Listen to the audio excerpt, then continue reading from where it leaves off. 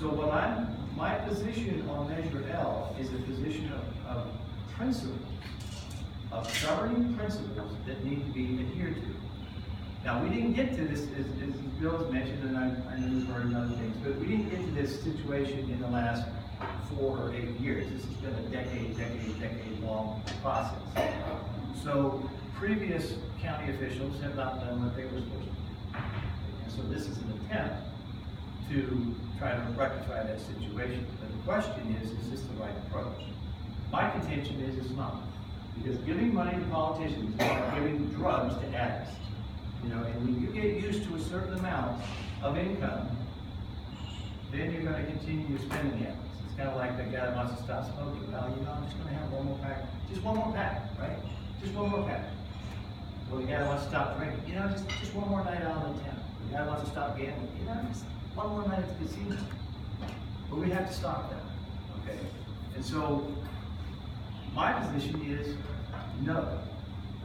Force the county to spend or to prioritize their spending. They've already spent the money. They already spent $5, $6, $7 million for all these other projects, which demonstrates that their priorities are not safety first. I mean, and I had a conversation with Nancy Koperchief, the fire chief, probably about 1.5 years ago when this thing was first raising its head. And because I wanted to get a good understanding of what this was all about, and we had dinner together, and she says, when I go to the Board of Supervisors to ask for money for the fire department, she says, I feel like I'm going with my hat in my hand. And that kind of upset me, you know, because if safety is first, then you should be funding the fire and the police on this, okay? Now, what I find interesting, and this is another thing that you sort of find out, is you think on the surface this is fairly simple, but then you start to lift up the rocks and you find a few more worms under the rocks. And some of the things that we found out, for example, is who's funding this? This is all public disclosure. You can go down to the county, you can get to the record. How many of these have you received? I've gotten 4 so far. I got 3 in the mail and 1 in the newspaper. How much do you think that costs? That's a lot of money. Okay. And what we found out is that the fire union, local fire union, put up $30,000 to support this measure. Why did they put $30,000 into the volunteer fire? We found out that developers outside of their county have put over $22,000 into this fund. Why didn't they put money into the firefighters who were volunteer firefighters? And there's some of those developers, there's some questionable things that have happened in some questionable contexts with it. And, you know, if people want to volunteer for a campaign, that's fine. I don't have a problem with it. But when $30,000 comes from the fire union, then you got to start wondering. Okay? And it's kind of interesting. I found there was an article in the Fresno Bee that came out just recently. Actually, I was at a conference this weekend, and I found out some interesting, well, I knew some of this already. California is over $100 billion into unfunded liabilities. And those unfunded liabilities primarily have to do with pensions. Okay, teachers' pensions, firefighters' pensions, sheriff pensions, correctional officer pensions, and so forth. Anyway, the article in this says Madera County, for example, is asking voters in unincorporated communities next month for a 1-cent increase in the sales tax, promising to improve fire protection and sheriff's patrols with the proceeds. However, data from the county budget and CalPERS is California private employee retirement system, which is a whole other issue in itself.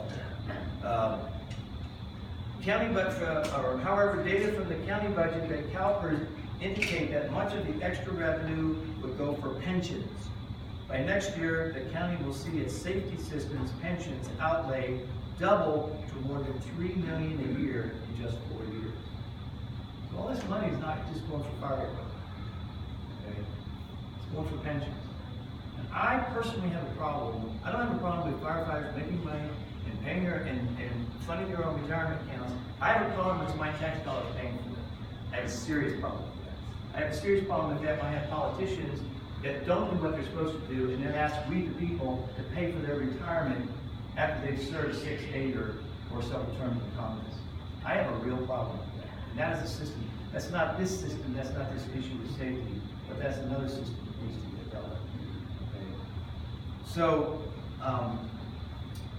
you know, you're going to vote the way that you're going to vote. But the other thing that kind of disturbed me, and I've been to a number of these presentations, they've kind of changed their tune over the last several.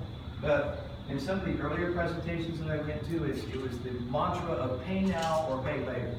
If you don't cough up and pay for this tax, then you're going to pay more for your property insurance. You guys hear that one? Okay, and that's based partly on ISO, which is a rating system from 1 to 10 that that certain insurance companies do that give property insurance. And I was told in a couple of these sessions early on that if you pass this tax, your property tax is going to go down.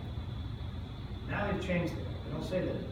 Matter of fact, it's interesting that the brochure here says, it says may improve ISO rating over time with modern equipment and Measure L tax dollars stay local. And so now it's may. And we've had people, I've talked to people whose property taxes did go up, and matter of fact, they went up, the ISO ratings did go up not because of the fire situation or the lack of fire, but it was because the reports weren't filed on time, and then there was an article that came out about a year ago, a little bit less than a year ago, saying, expect the ISO rates to go down. Not all insurance companies use ISO. State Farm doesn't use it, other companies don't use it, and so,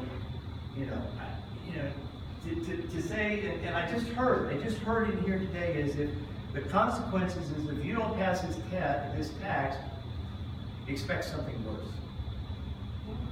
Okay, I just heard it. Okay. I said it, and I meant it. Bill said it, okay?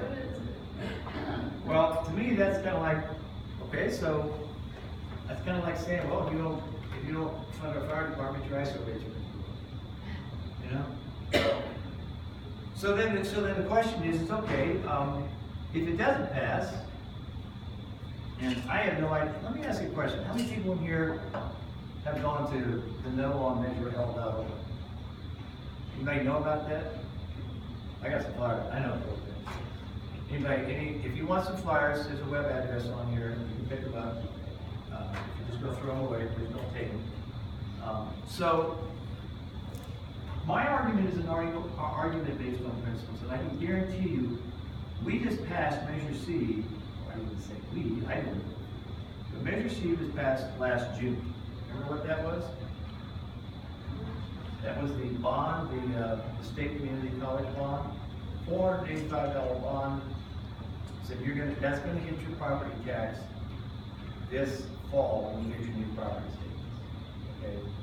We just had the county raise the dump fees or the trash fees by 12%. Okay, and then the dump fees at Fairmead went up almost 100%. Up at Northport they went up 50%. Okay, we've got the governor of our state that is now pushing to have a $65 increase in car registration fee per vehicle as of July. Wants to raise the gas tax by 42%. All this stuff is coming down the pipe. And now we're being asked to pay 1% more in sales tax. And the argument is, well, it's only pennies a day, it doesn't really add up. Okay? But when you buy a car down in Fresno, where does that tax go? I just bought one last year. Bought a new car last year. Comes back to the county. Comes back to the county. I bought a Subaru down there for about 30 grand. And if this 1% sales tax had been in place, I would have paid an extra, how much? $300. About $300. Okay. If you buy an OHV vehicle, you buy a boat, you buy a tractor, if you're a farmer, you're out in the, you're buying heavy equipment, stuff like that, that's going back to the county. So the county's getting, so you're paying the county that you live in. So that's going to add up. And I don't think that's the solution. So I'll take a few questions if you want to give me a few questions. But basically, the bottom line is, I don't believe this is the answer. I believe the answer is to say,